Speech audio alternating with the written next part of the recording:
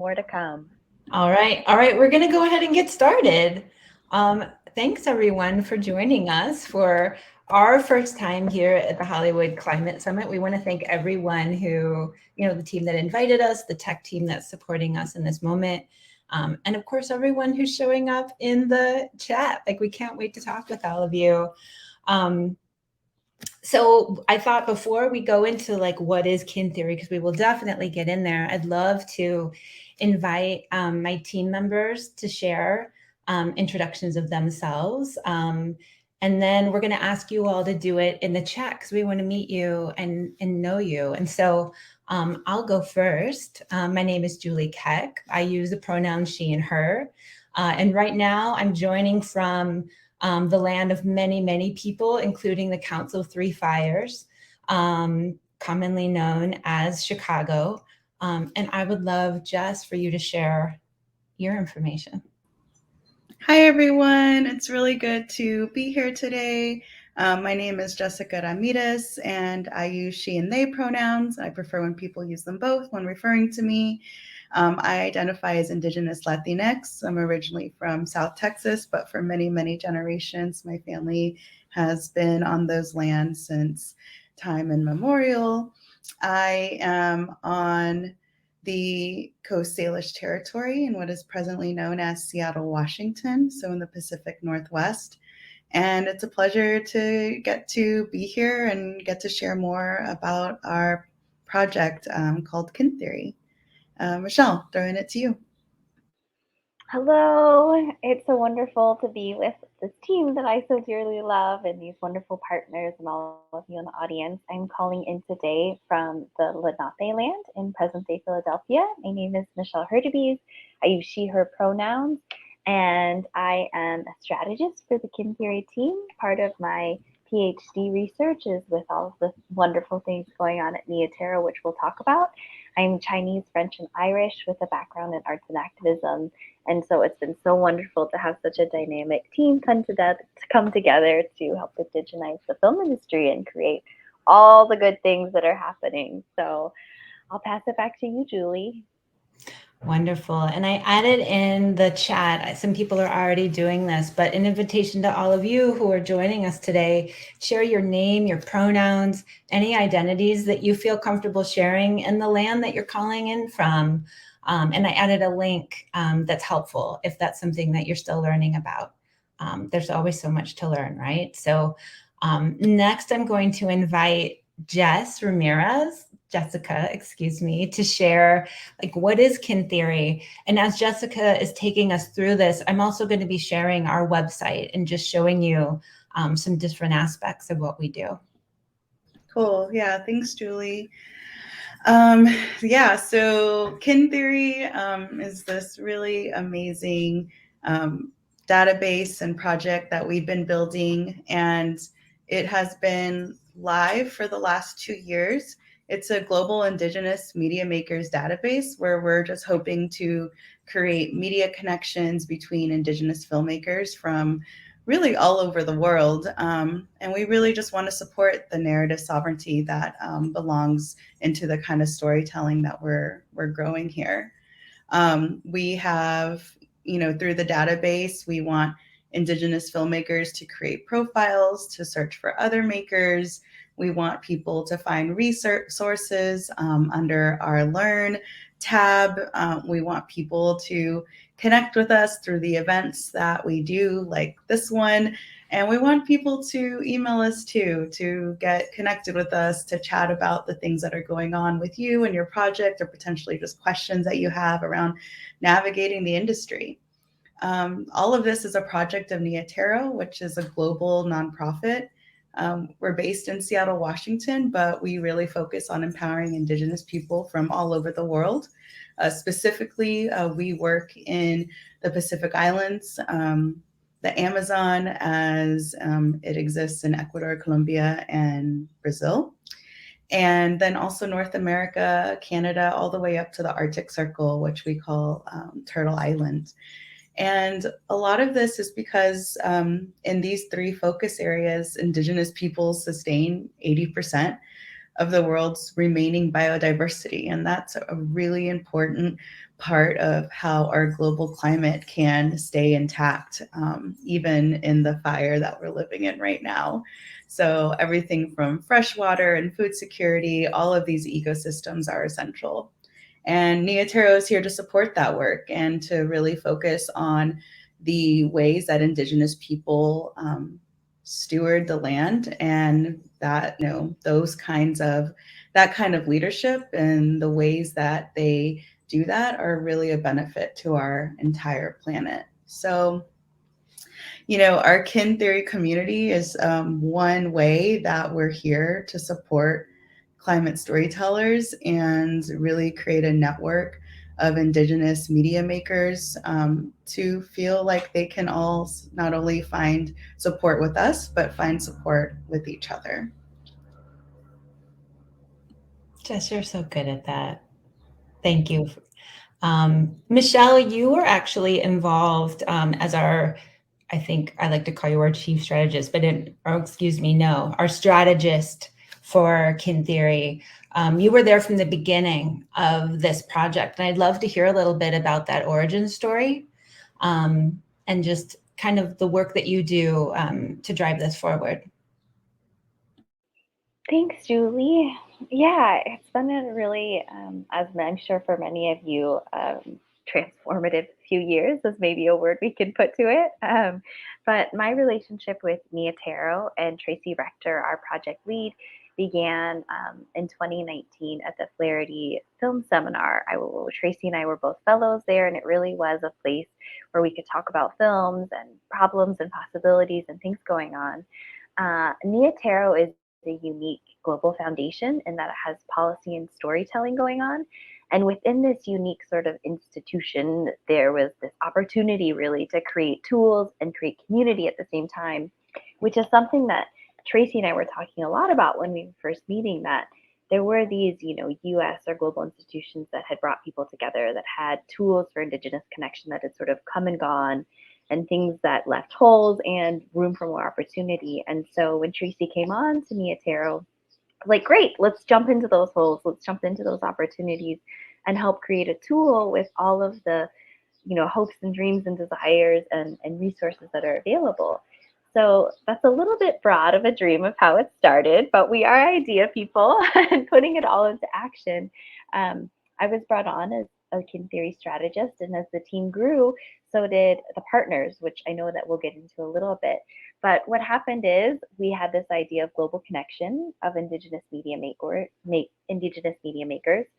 There's diaspora, there's new technology, and it's really an incredible community that's growing all the time that exists in the film industry, in different media industries, but maybe sometimes mainstream media doesn't always acknowledge that, or sort of gets stuck in some of the traditional Western Hollywood tropes. So to show this positive resurgence of Indigenous media makers, it's like, here's this tool, here's this online database that people can use around the world to connect with each other, to be visible to the film industry, and to connect with each other, to build this network.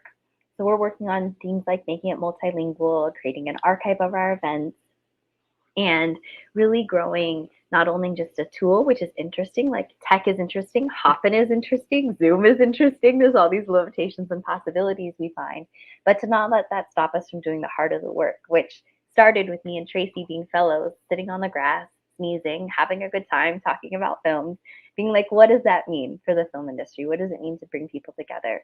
So we show up at a lot of festivals, we show up at a lot of spaces, and I think that Julie will talk about it more. I get excited about the sort of in-person connections we're doing, but even as a team, we found that, working together online in different cities doesn't stop the real relationships from forming, and indigenizing the film industry with care, with abundance, with reciprocity, and thinking about how all those processes can transform. And what Jess likes to say that I need on my windshield and day to day is just make the world we want to live in. I love it when you talk about that, Michelle. Michelle and Jessica both mentioned Tracy Rector. So Tracy Rector is the managing director of storytelling at Tero, is responsible for many storytelling initiatives, including kin theory. So everything that we do is in relationship with her, and she really helps us make sure that we're finding the right path and sticking to our ultimate goals. Our other regular team member is Eleni Ledesma, who also works with Tero, and Eleni provides just a wealth of support in many different ways, including taking really good care of our members, helping us see a path forward for our website, which we're so excited to have, but we're always thinking ahead to how we can make it an even better tool, and does so many other things. So Lenny's a really important member of our team. But even outside of our team and outside of the support that we have just through Tero, we also are creating quite a robust series of partnerships, partly in order to reach all of the Indigenous creators that we want to support around the globe. And so since 2021, so last year, because of COVID and because we couldn't come together in person in the ways that we had been imagining in the early conception of this project, we worked really hard with partners to create a robust series of virtual events. We put together panels, we put together virtual screenings, we did like one-on-one like fireside chats and other types of events in order to really hold the conversations that are important to our members. And so folks that helped us with that were people at Sundance, people at Imagine Native, the Indigenous Screen Office, with lots of film festivals, Big Sky and Hawaii International, Seattle, Camden. And so we just were able to have these very fun events and also get to meet some of the members that we were excited to connect with. One thing that we're doing now is working really hard to connect with folks overall, but also we have a very pointed global South strategy because we just want to make sure that we're supporting Indigenous folks in Central and South America in the way that they deserve. And so we're working with some new partners, including the folks at CLACP, that collective climate story unit, Ambulante, If Not Us Then Who. And I know we have some of those folks here today, and feel free to say hi and introduce yourself. But the primary focus is on supporting Indigenous storytellers and their expression and creativity, with the larger goal of making sure that they have the opportunity to share their knowledge and the sacred duty of land guardianship. Because we feel very firmly that all stories told by Indigenous storytellers are Indigenous, and that narrative sovereignty is also land sovereignty. And so this gets toward what I think all of us at this summit care about, is how do we heal our planet? So we want to listen to the people who have that knowledge, and that's why we do the work that we do. Jess, I would love to invite you to share just our ongoing work and what's happening now with our Kin Theory community and sort of what we're planning for the near future. Yeah, I mean, thanks everyone for sharing all those things. It just makes me realize just how big this project is, and it feels like it just continues to grow. And for the folks who are tuning in with us today, you really found us at a good time, because we're really at just the beginning of this project and really shaping the ways that it can grow based on what we hear from the creative community that builds around it. And that hope is just to create a large network where people don't feel siloed in their spaces. We've received information from Pacific Islanders who are just like, I thought I was the only Indigenous filmmaker out here on the Solomon Islands. Or we're like, actually, you're not. And, being able to connect them to a filmmaker in Fiji, for example, or an editor somewhere else. The hope is that not only do we want to share just the networking opportunities, but we want people to share the resources too. We've already had members who are a part of the Kin Theory database hire other members for their projects, specifically Indigenous editors. So if you're an editor out there, please sign up on our database. We'd love to have you there, because that seems to be one of the biggest resources that we need as Indigenous creators. And then on top of that, we want to connect creators with opportunities. Beyond that, we want to build training spaces, educational spaces. For example, we'll be hosting a half-day workshop at the Imaginative Indigenous Film Festival in Toronto this fall with If Then Shorts. We want to connect people with the community who exists within the industry with jobs. We want to support folks who are looking for fellowships and even mentorship and also funding opportunities. We have our ear to the ground on a lot of different things, and we would really, really love to be able to support your work as an Indigenous creative. And, beyond that is like hopefully job opportunities. If you're looking for a good steady gig, we want people to connect with the people in the industry who are hiring or with filmmakers who are looking for support for their projects. Yeah.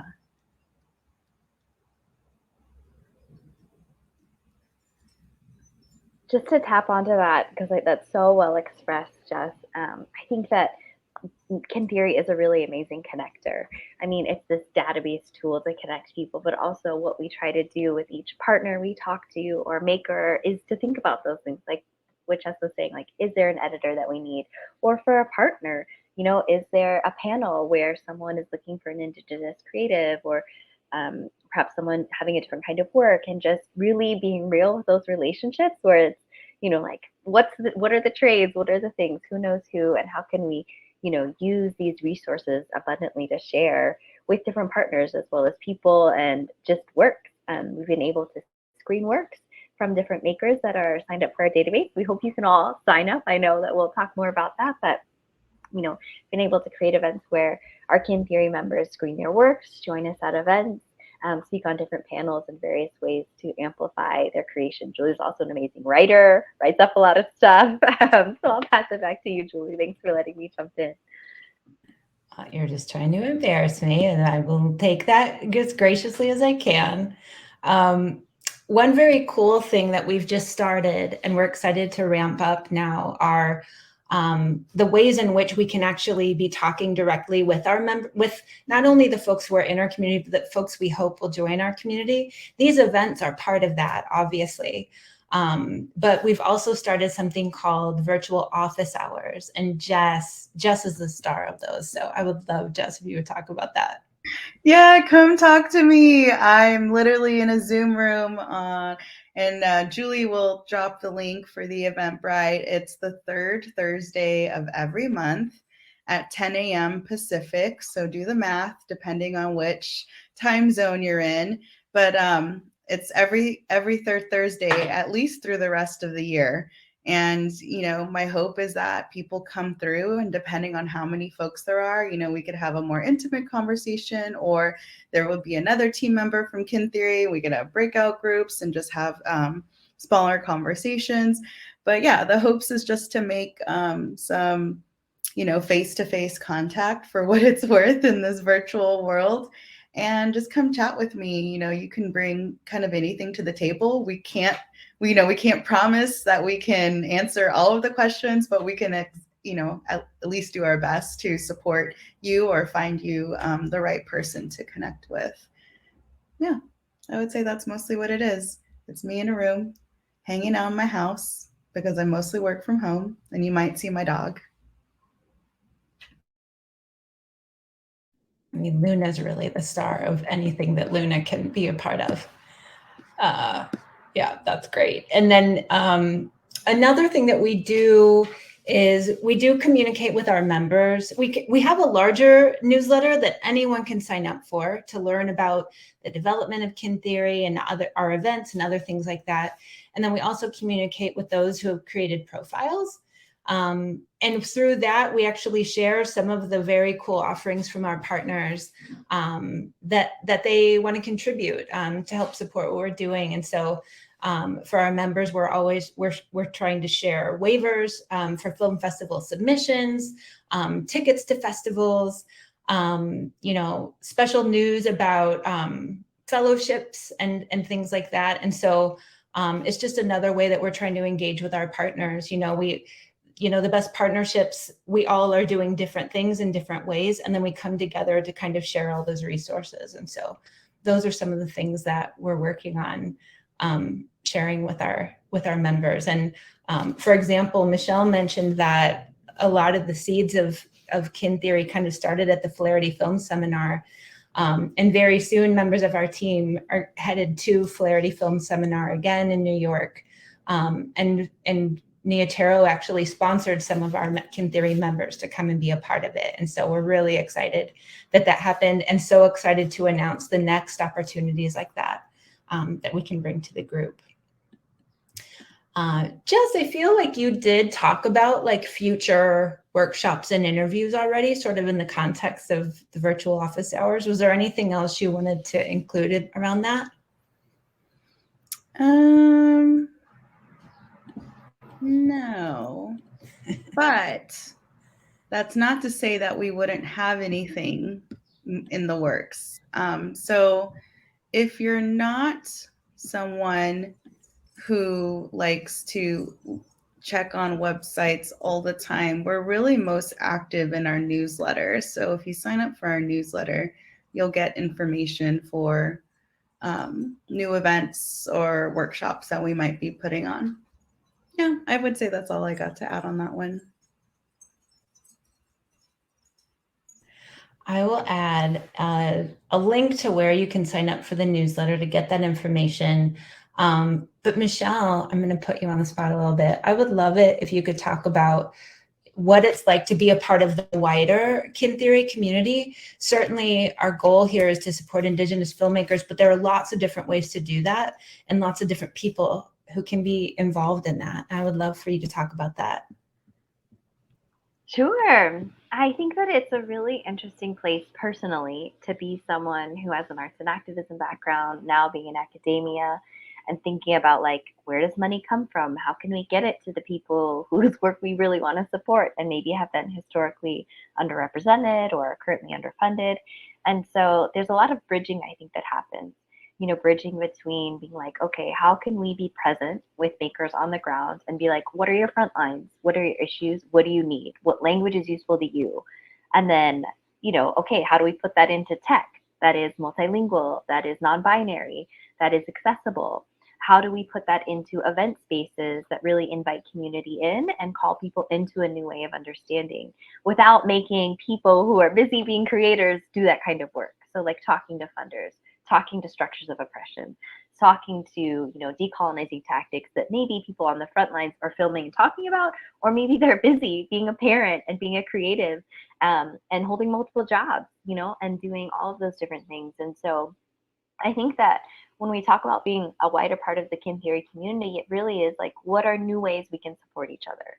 How can we talk to partners and ask questions and really show that there is an abundance when we come together, celebrating our differences, but with a united goal? And what does that look like?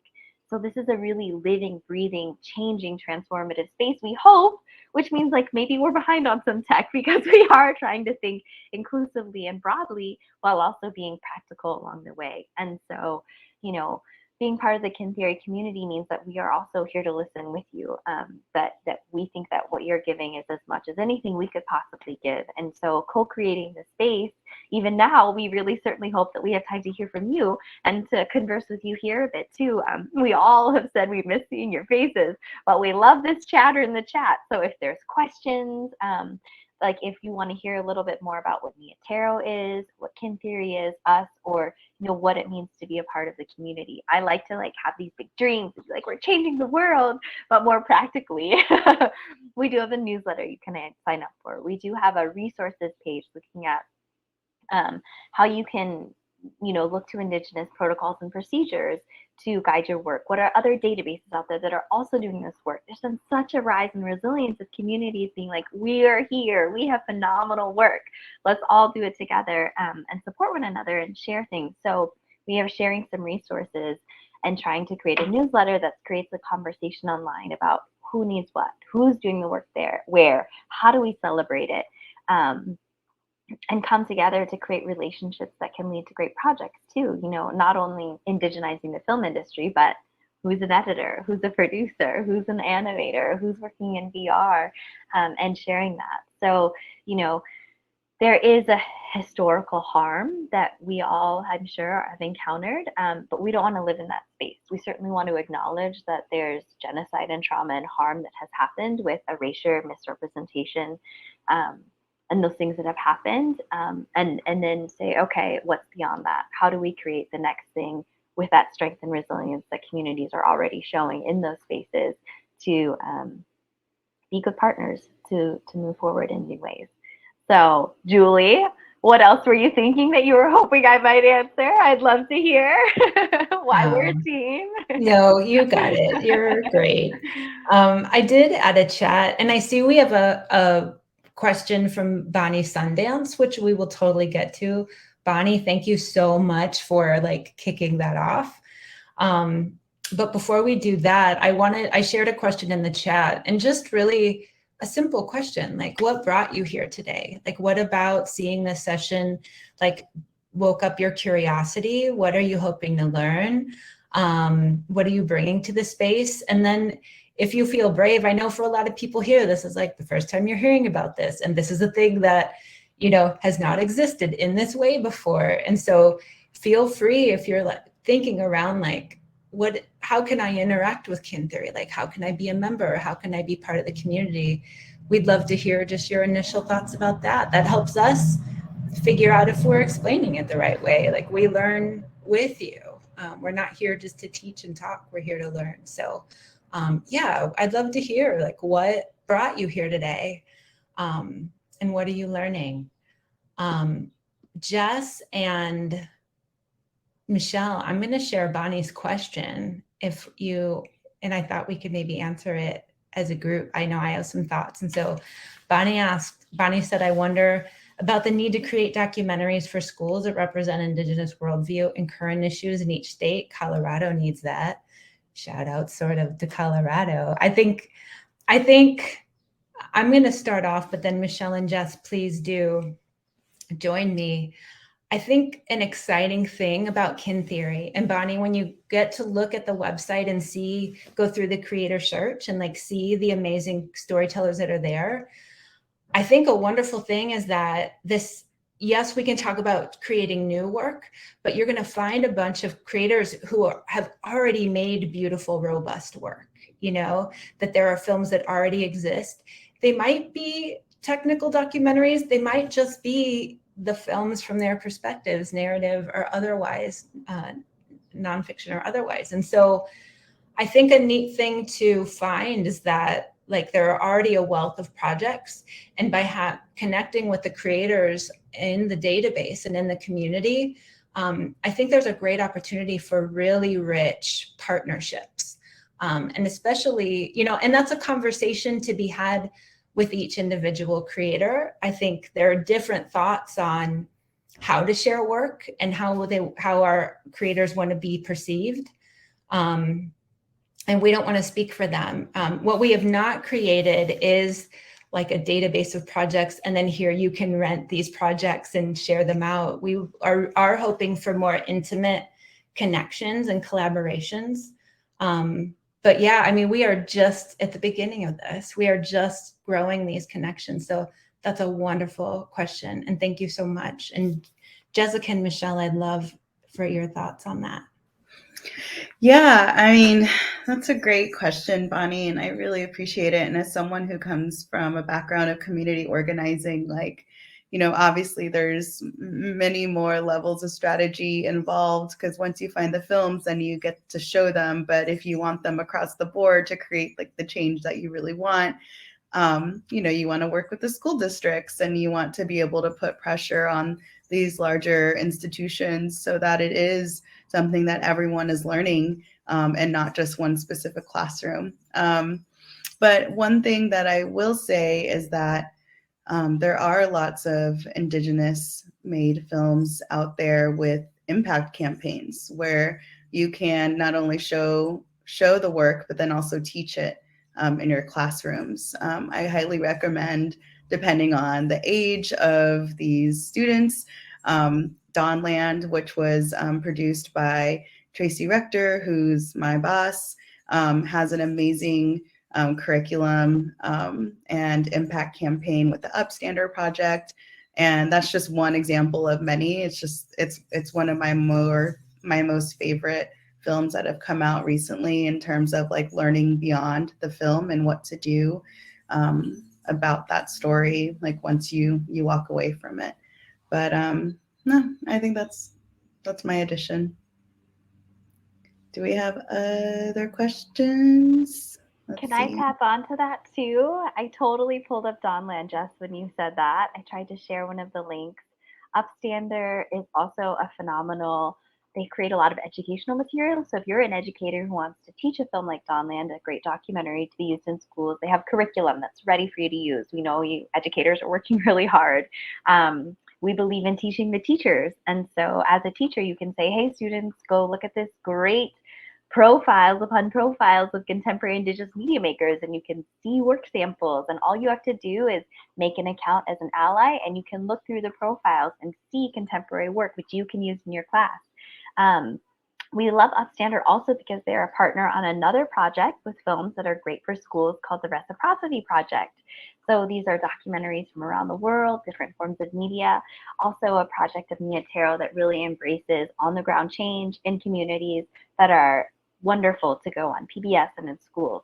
So I could go on and on with examples about some of these great films that are out there and resources that I myself as an educator have used in the classroom, but that is another reason to use the database, is not just to hire somebody, but as an educator to be like, who do we teach? What should we do? So I'll drop a couple more links in the chat to share some of those resources, but before I get carried away, I'll pass it back. Sorry, I'm so excited about everyone that's sharing in the chat, and we're hearing about people's projects, what brought people here. And I really do encourage everyone, like, take a look at that chat, you know, respond to people, meet people, turn these connections into real life conversations and relationships. We, you know, because of us starting this project in the pandemic, or at least creating our website and then releasing the database in the pandemic, so many of our events are like this. And, you know, and it's great. We love getting the information out, but we so crave like meeting people in person and hearing back from them. And it's how we can take these virtual relationships and turn them into real life relationships that we think is so valuable. Let's see here. I'm just looking. Michelle, thank you so much for sharing links to our partners. I know I saw David Hernandez Palmar of If Not Us Then Who in the chat earlier. So I love that you put the link to that too. I would love just to invite, does anybody have like an explicit question? You're also just welcome to just keep sharing. I love seeing like what people are working on. We have educators in the room here. And then if anyone feels moved to ask a question out loud or contribute, kind of pop up on screen, you're very welcome to do that. If I don't know exactly how that happens, apparently there is something that you can push to say, like, I'd love to talk, and then I can bring you up on screen. I apologize. I am a hop-in newbie, but I am really liking it so far. So yeah, feel free to keep sharing in the chat. There you go. Samuel, thank you so much for that direction. Yeah, or we can just keeping an eye on the chat. I just want to recognize the folks who have said things. Sarah Lily, who is a supervising producer on Nat Geo, is looking forward to using the resources from the database. Also, Zephyr, Ancestors brought you here. Yay, they brought me here too. And yeah, Two-Spirit Creative, happy Pride. I'm so excited that we get to celebrate all that we are and bring to the world, especially this week and this weekend, but you know, it happens all the time anyway. And you're from the Pacific Northwest. That's really rad. We're really excited to learn more about your project, so please connect with us. Also, I'm hearing from Pam Riddlemeyer. Yeah, not alone. You're not alone. You know, we need the stories so that we can all share and learn from each other. It's so important work. And we have Jocelyn. You said, I want to create and reinforce networks of support for frontline EJ communities. Yes, absolutely. We want those stories to be out there. A lot of times we just hear the headlines, and the folks who are on the front line don't get the love and they don't get the stories shared. So it's really important that we're capturing them. Who else do we have here? I'd love or I'm sorry, Jessica. Yeah. I'm sorry to interrupt. Go for it. I see Tyus Alvarenga you keep contributing such beautiful comments. Thank you. And there were two questions that you just shared. One, I was wondering how the kin theory helps with research about Indigenous groups to tell their stories. And then, are there any guidelines that we have to telling Indigenous stories? And those are perfect questions. In terms of helping with research about specific groups, our support right now through the kin theory database is primarily in supporting individual artists. And so that's why we're trying to reach, our goal is to have, this global group of members just from so many different, nations and tribes and communities around the globe so that they can tell their own stories. And so this is definitely less about like going and meeting. This is not about going and meeting and studying people and then reporting back. This is actually going and trying to find connections with people who are storytellers in their own community and who want to tell stories from their own perspectives. And so then in terms of, are there any guidelines that we have for telling Indigenous stories? I mean, our role is to support Indigenous people in telling Indigenous stories. I would say because, sort of around the ethos of the climate summit that we're all here for, definitely what's behind Tero's North Star is, to move toward healing the planet and listening to Indigenous folks and empowering them in their land sovereignty so they can do the work that they do already. They can fulfill their own sacred duties. And storytelling for us is a very important way to do that.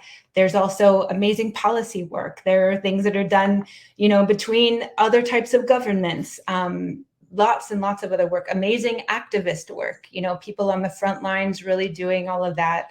And then for us, the storytelling, sometimes around those specific actions, but also just Indigenous folks telling their stories. For us, an Indigenous story is a story told by an Indigenous person, regardless of the topics and themes. And so that's our goal, is just to help as many people tell their stories from their own perspective as possible.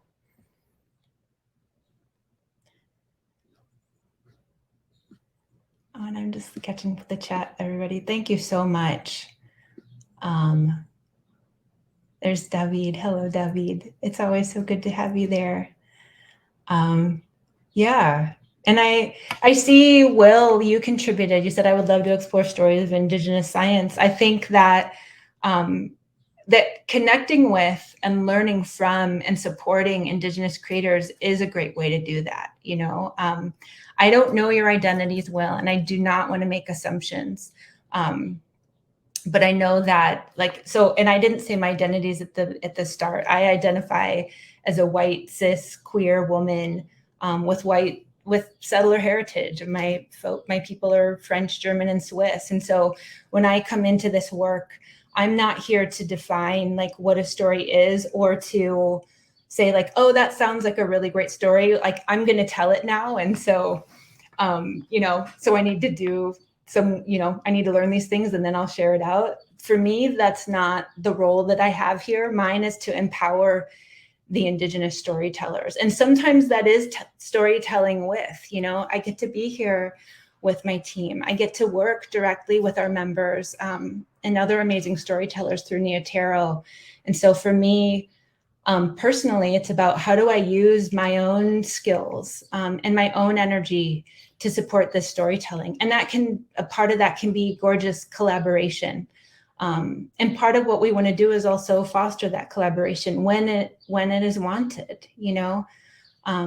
So yeah, I love that.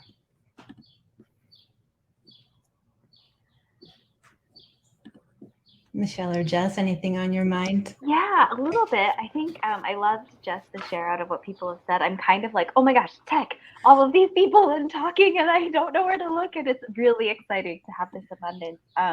But maybe just a little real talk. I'm so glad people are sharing resources. We definitely don't know everything, and we have a lot of good intention, but are limited by what we don't know. And so we really appreciate you all sharing your resources, as well as, David Hernandez Palmar, who has been one of Mia Tero's fellows, has really helped us as we try and make this a global database and helping us test out the tech and be like, when we try and we want, every Indigenous language and every Indigenous land in there, but how do you match that to an industry that typically uses a different language to talk about space or colonial borders?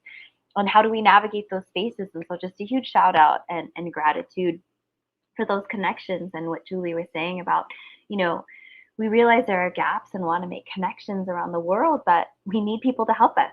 And so also an invite to all of you, like, please help us if there are things where there's access or language or barriers or borders.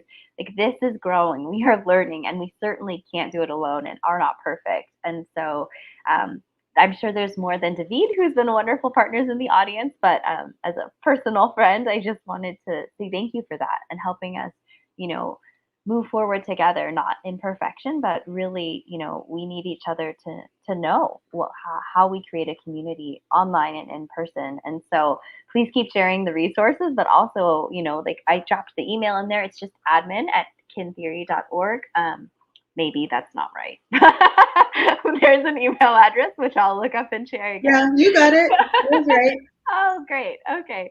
But, like, this is a dialogue. So, yeah, I don't know if we found out if anyone can jump on and say things, but also if you're an Indigenous creator and want to, like, put your info in the chat, share away. Thanks, yeah, please share. One thing that I wanted to add too is, like, we basically built a database from scratch. Like, I started with a creative brief and I was like, oh, we want profiles and we want people to say where they're from and we want people to say what they do. So there are gaps as we actually use the database. We will figure out what are the things that will improve it. And also, like, we are fans of databases like Brown Girls Doc Mafia and Array Crew and the Cherokee Nation Film Office and Shine Network and Free the Work are all places that we have been in connection with, have been able to learn from. And so we're always up for creating a more smooth experience. And in fact, like, our website database is going to get a little bit of a facelift early next year. So stay tuned for that. But we're always up for conversations and how it could work better for you, because we're also working in a world where,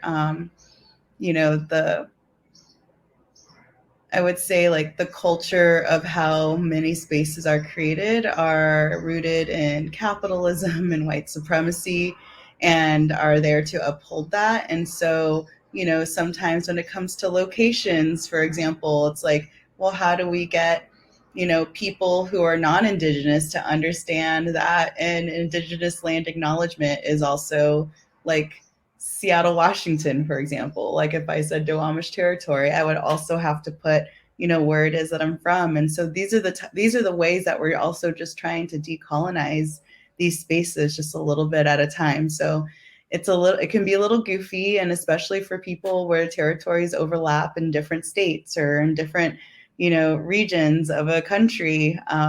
But it's a very imperfect process, and hoping that one day, the revolutionizing this won't be as clunky as it needs to be. Yeah.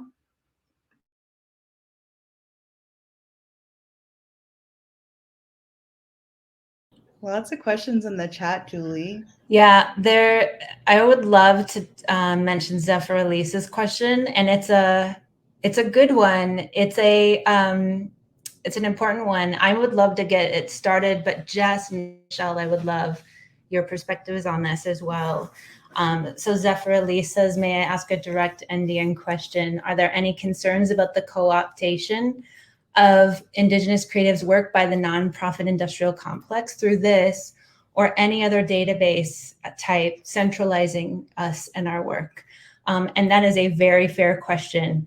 I obviously, so I'm speaking about this from a white lens. And so I feel aware of this. And I also know that because of my own identity, sometimes this is something that shows up in a way that I didn't expect or didn't understand. And so because of my positionality and because the kin theory team and larger Tero team, it's a non-Indigenous and Indigenous team. So we try to be very upfront about our identities so that we can work through them and work with them. And so it is on our mind. And I think part of this is truly just about trying to center the creators and make sure that what we're bringing to them, to you, are things that are actually wanted. We don't, in the current iteration, and we're not looking to centralize this and then like make a platform from which we gain profits. It is, obviously it's nonprofit, but our goal and what we always root back to is how are we serving our members? And then how are we gathering the information, asking them what they want or what they don't want. For me, I think that's part of making sure that no one feels taken advantage of. And that work for me is going to be in making sure we're in constant relationship with people to make sure that we're doing what they need. I would love to stop talking. I'm taking up too much air in this moment. And I would love Jess or Michelle, since you've been involved in this longer than I have, and for many reasons, I'd love to hear you. Yeah, I mean, it's a really great question and totally valid because trust is an issue in an industry that has never centered the stories of not only Indigenous people, but for Black and people of color as well, in terms of how they get to share their stories, who's behind the camera in order for that representation to happen well. And yeah, I would say like the goal of kin theory is to ensure that, co-opting doesn't happen. And at least under the umbrella of Tero as an organization, the work that we support or fund or whatever doesn't exist if we don't have 100% buy-in from the filmmakers who are wanting to create their stories. So, I can only speak for the organization that I work for, and I can only speak for this project with kin theory, but my hope is that for other nonprofit organizations where they have strong media arms, that they are also, wanting to support filmmakers who don't always have the access by centering them first, no matter what part of the creative process that they're in. Yeah, I appreciate this real question, especially because the industry is used to appropriation. It is used to harm. And so to change that requires a lot, and it is new territory and scary. But this team has certainly given me personal courage to keep trying and to look forward into spaces, as Jess and Julie have so eloquently said. I think that's part of the reason why at the start of the website, we do say this is about narrative sovereignty. So controlling the media that you make so that it's not media about Indigenous peoples, it's media made by Indigenous peoples. And that's a really important part of this. And providing resources so that people can learn, because we're all in different places on the journey. But I think the nonprofit philanthropy question is also really important. And something that I appreciate about Tero is its values based in reciprocity and goals of decentering the work, so that we don't remain in control and in a hierarchical model, but really that this could exist without us. Like, this would be a really wonderful thing is if, platforms need tech and funding and things like that, but really it's not about us staying at the center. It's about this living in community and that taking on. So like, how does that happen to decenter philanthropy, and how does it work to really embody reciprocity? like, we're trying. Let's keep going. Let's figure it out together. But just to say that we do talk with partners about that. We talk with Working Films about like how they're decentralizing their grant giving. We've talked to, like Jess was saying, like Brown Girls Black Mafia and Free the Work, and Imaginative Film and Media Arts Festival, which is an Indigenous run organizations, and just like, how do you do that? This isn't just about decolonizing philanthropy, but it's indigenizing these spaces and creating a different model where it's not only that the age of the consultant, is gone, and that, people need to be key creatives from the very beginning, but how does that create opportunities for everyone? And narrative sovereignty is something that we've heard spoken about by Jesse Wente of the Indigenous Green Office in Canada. I want to give shout out to them to really look at, when you give money, who are you giving money to? Who are you uplifting? But on the other side of that is also not wanting to create more barriers. And so we also certainly aren't here to police. We want to, nurture and lead with example and lovingly co-create, but also not police and not create, boundaries and borders that colonization forces on us with different categorizations that maybe don't speak to lived realities. So next time we can talk more about that. But just to say that I appreciate this question, and we do think really deeply about it, and it's an ongoing conversation. So we'd love to hear more from you. If anyone from, who's in the audience wants to join in the chat, not audience, like who's in this room, who's in this space with us, has thoughts on that too, please share them. Hopefully we can like download this chat somewhere sometime. So the time has flown by. My goodness. Yeah, this is exciting. I'm seeing, who was it? Will's note that we're only 5 minutes from the end. I'm like, but wait, we have so much more to talk about. One thing I wanted to kind of go back to, we talked about that we're talking with our members in our community and trying to listen and learn. There are some things we've already learned and that we're already working on, to try to make what we're doing better. And so even in the creation of the website, and Michelle and Jess can talk about this more substantively, I did not get my hands into like the back end of the website, which is to everybody's benefit. But as we were putting this together, we wanted to make sure that we could be acknowledging Indigenous communities from around the globe, and to find, that gets us into a place of like, well, is there a list? And like of all the languages that people could be using, is there a list? And every time you start to make a list, it seems like an opportunity to leave someone out or not represent them in the right way. And so we're always balancing, trying to make sure that we're sharing, creating opportunities and space for everyone to share the identities and languages that they use. And then also, and also, I don't know, just make sure that those options are there. So we are constantly adding, we are constantly learning. We also are aware that there are like safety concerns, that not everyone is safe in the places that they are to, proclaim that they, hold this specific Indigenous identities. And that's different around the world according to where you live. And so we want to be sensitive to that. There are a lot of folks who live in regions, and we just got a very kind note from a collaborator and friend reminding me that there are some people, many people, really so many folks whose lands do not fall within the borders of a country, right? And so to even be able to have to say like, well, I am from these lands, but like officially that's United States, can feel pretty bad. And so we try to work with how are we going to continue to evolve this and make it better and more reflective of the people that we want to serve. And there's some things that we're just going to have to figure out, not just use we're never going to be using a cookie cutter database template. We are always going to be using that and trying to break it a little bit and make it so that it fits this community specifically.